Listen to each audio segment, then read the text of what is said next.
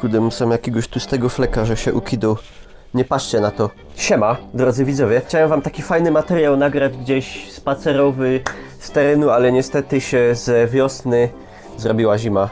Chciałem nagrać taki krótki materiał a propos różnych różnic językowych i wynikających z tego czasem śmiesznych nieporozumień. Słuchajcie, u mnie w domu rodzinnym, gdzie się wychowywałem, że tak powiem, obowiązującym językiem był w zasadzie język polski. Znaczy, to może być do wielu z was zaskoczenie. U mnie w domu raczej nie gadało się po śląsku, mówiło się po polsku. Ten śląski się ale gdzieś tam siłą rzeczy oczywiście przewijał. Poza domem, bo wiadomo, że na człowieka nie ma wpływu tylko to, co się dzieje w domu, ale też sąsiedzi, najbliższe otoczenie. Zawsze mi się wydawało, że ja mówię po polsku. Dopóki oczywiście nie spotkałem się gdzieś z ludźmi, jak się to u nas mówi, z Polski, czyli spoza Górnego Śląska. I okazało się, że w moim języku codziennym jest masa takiego słownictwa, takich zwrotów, takich konstrukcji, których po prostu w języku polskim nie ma. I one są przez kogoś na przykład z Krakowa, albo nie wiem, z Warszawy, albo z Poznania niezrozumiałe. Obecnie nasza kampania jest prowadzona na terenie województwa śląskiego. I rozumiem, że do tego województwa się dodzwoniłem, tak?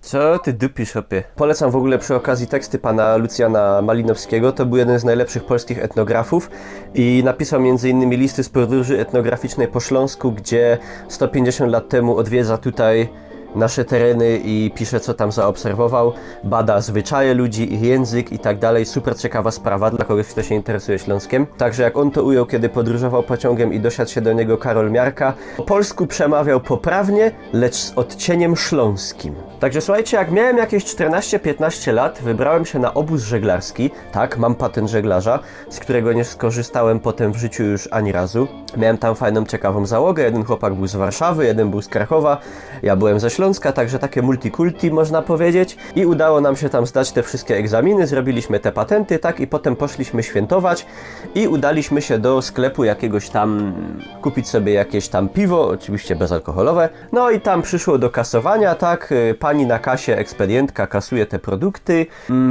i pyta się mnie, a czy coś jeszcze chciałby pan tutaj u nas zakupić? A ja powiedziałem tylko, nie, dziękuję. I pani mówi, o, pan ze Śląska. Skąd pani wie?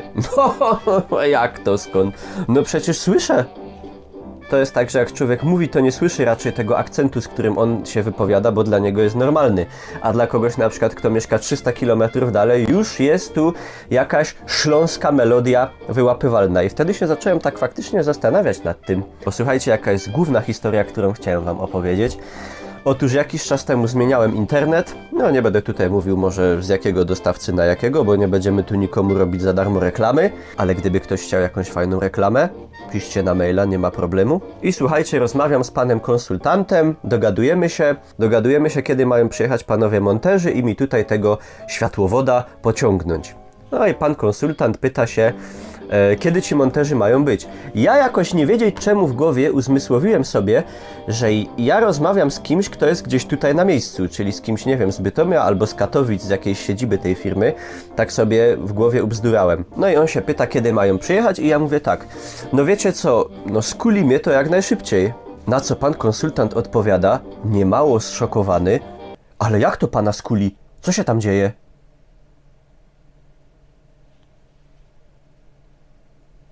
Ja mówię, nie, wie pan, to się tak mówi po śląsku, że skuli mnie, to znaczy, że jak o mnie chodzi, to jak najszybciej. Pan konsultant odetchnął z ulgą, mówi, bo ja już myślałem, że tam się u pana coś dzieje, że policja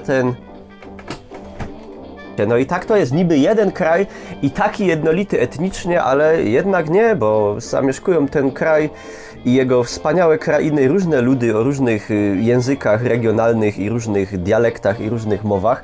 I takie śmieszne sytuacje mogą z tego wynikać. Ja użyłem tylko sformułowania skuli mnie, czyli jeżeli o mnie chodzi, z mojego powodu, jak o mnie chodzi. W innych rejonach Śląska używa się też na przykład skiż mnie. A pan myślał, że już tutaj interwencja, bransoletki i da do heresztu. I jestem bardzo ciekaw, czy wy, jeżeli pochodzicie z Górnego Śląska, albo z innych krain, może z Kaszub, może gdzieś ze wschodu, może z Wielkopolski, może z Małopolski, I jeżeli posługujecie się na przykład jakimiś regionalnymi językami, jakimiś regionalnymi dialektami, jakimiś gwarami, czy używacie jakichś typowych dla waszego miejsca zamieszkania sformułowań, słownictwa, to jestem bardzo ciekaw, czy właśnie wy mieliście kiedyś takie sytuacje, że użyliście jakiegoś typowego dla waszego rejonu słówka, sformułowania, powiedzieliście coś jakoś po swojemu, a ktoś, kto pochodzi z innych terenów, jakoś kompletnie inaczej, opacznie to zrozumiał. Także chętnie poczytam wasze historie, piszcie na dole w komentarzu. Ja wam dziękuję za uwagę, uciekam. Mam nadzieję, że już za niedługo pogoda się poprawi i będzie fajnie, słonecznie i będę mógł zabrać was na jakieś fajne wycieczki, połazimy, pogadamy, coś wam pokazuję, coś wam pokazuję, pogotujemy w terenie, coś tam przyświrujemy pawiana. Leca, nara.